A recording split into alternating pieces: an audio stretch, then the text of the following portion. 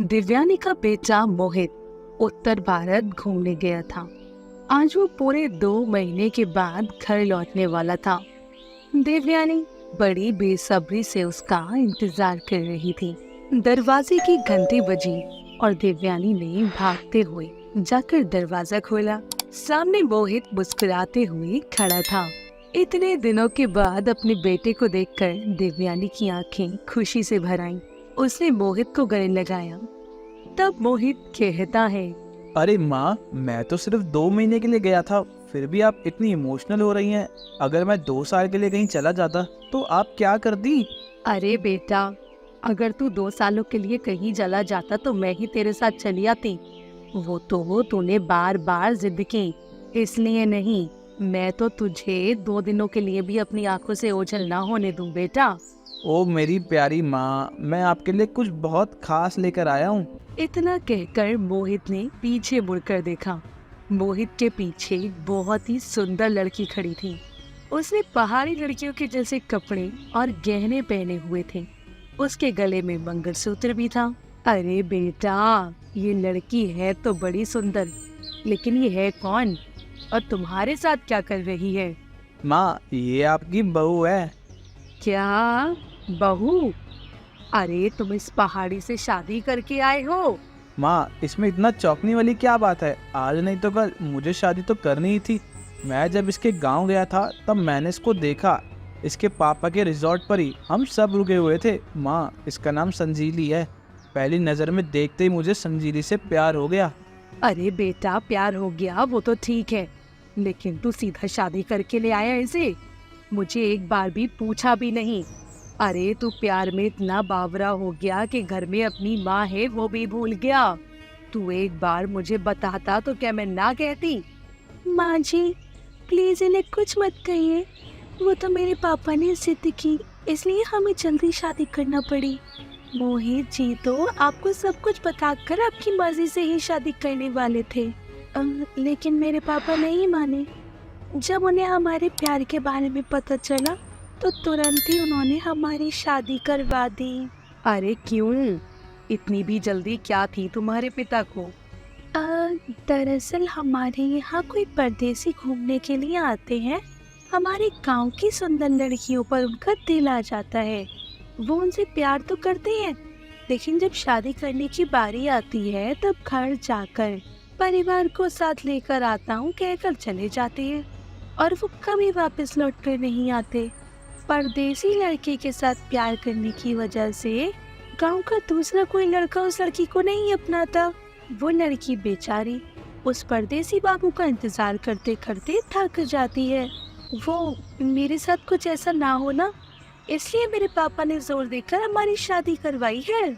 हाँ माँ, ये सच बोल रही है। और आप ये तो सोचिए कि हमारे पूरे मोहल्ले में इतनी सुंदर बहू है किसी की जितनी आपकी है। संजीली को देखकर तो सब जल जाएंगे। अच्छा चल, अब ज्यादा मक्खन मत लगा मुझे। अच्छा आ जाओ अंदर दोनों। देवयानी ने दोनों की शादी को स्वीकार किया। 2 दिनों के बाद देवयानी ने मोहित की शादी का रिसेप्शन रखा। रिसेप्शन के समय संजीली चांद जैसी खूबसूरत लग रही थी। देवयानी के सभी रिश्तेदार, सहेलियां संजीली की खूब तारीफें कर रहे थे। वो सब सुनकर देवयानी को भी खुशी हो रही थी। ऐसे ही दिन बीत रहे थे। एक दिन देवयानी चिकन बना रही थी। देवयानी ने कढ़ाई में ज्यादा तेल डाल दिया।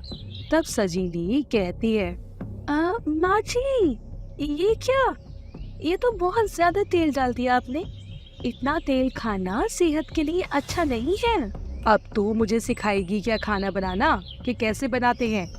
अरे तेरी चिकन करी में ज्यादा तेल होगा तभी तो वो स्वादिष्ट बनती है। लेकिन माँ जी। तू जा यहाँ से। मैं कोई आज पहली बार चिकन नहीं बना रही हूँ। बड़ी आई मुझे सिखाने वाली। देवयानी ने संजीली को किचन से भगा दिया। थोड़ी देर बाद सब खाना खाने बैठ गए।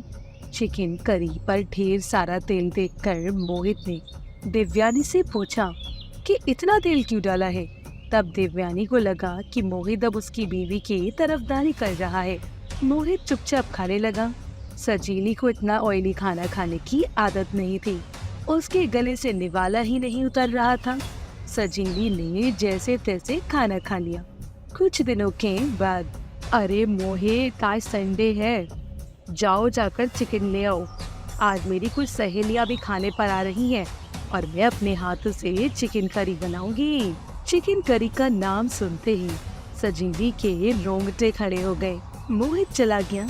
सजीली ने मोहित को फोन करके कुछ बताया। कुछ देर के बाद मोहित चिकन लेकर आया। मोहित ने चिकन को एक बड़ी प्लेट में रखा। वो चिकन देखकर देवयानी कहती है, अरे ये कैसा चिकन लेकर आया है बेटा, इसके टुकड़े क्यों नहीं करवाए? अब मैं क्या करी में ये पूरा का पूरा चिकन कैसे डालूंगी?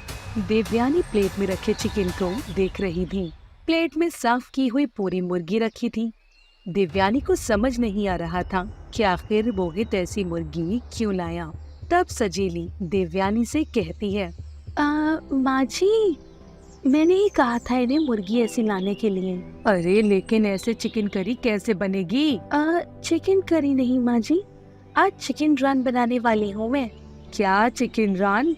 ये कौन सी डिश है? इसका तो नाम भी पहली बार सुना है मैंने। माँ जी, ये हमारी पहाड़ी डिश है, बहुत टेस्टी होती है। आप एक बार खाकर देखिए, आपको जरूर पसंद आएगी। अरे पता नहीं आज क्या खाना खिलाएगी ये पहाड़ी। देवयानी बड़बड़ाते हुए बाहर चली गई। फिर सजीली ने चिकन धोकर रख दिया। उसमें दही, नमक, लाल मिर्च और बाकी सूखे मसाले मिलाकर उन्हें फेंट कर चिकन को मैरिनेट किया। आधे घंटे के बाद चिकन के पेट में कुछ अंडे रख दिए। फिर चिकन को केले के पत्तों में लपेटकर स्टीम करने के लिए स्टीमर में रख दिया और बाकी का खाना बनाने लगी। फिर आधे घंटे बाद सजीली ने स्टीमर का गैस बंद कर दिया और चिकन को बाहर निकाला। एक तवा गरम करके सजीली ने उस पर घी डाला और उसमें जीरा और कटा हुआ लहसुन डालकर उस पर चिकन को भून दिया। फिर उस पर हरा धनिया डाल दिया। चिकन रान की तो बहुत अच्छी खुशबू आ रही थी। देवयानी किचन में आती है और कहती है, अरे वाह बहू, खुशबू तो बहुत अच्छी आ रही है और ये चिकन दिखने में भी बहुत अच्छा लग रहा है।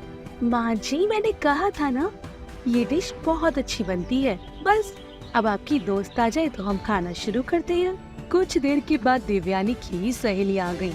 सजीली ने सबको चिकन परोसा। देवयानी के साथ बाकी सबको भी सजीली का बनाया हुआ चिकन रान बहुत पसंद आया। अरे वाह देवयानी, तुम्हारी इस बहू के हाथों में तो जादू है। कितना स्वादिष्ट चिकन बनाया है इसने। अरे मजा आ गया खाकर। हाँ सच में, अरे मैं तो हमेशा की तरह चिकन करी बनाने वाली थी, लेकिन अच्छा हुआ बहू ने ये चिकन रान बना दिया। बहुत अच्छी बात है। सब लोग सजीली की तारीफ कर रहे थे। मोहित को भी चिकन बहुत पसंद आया।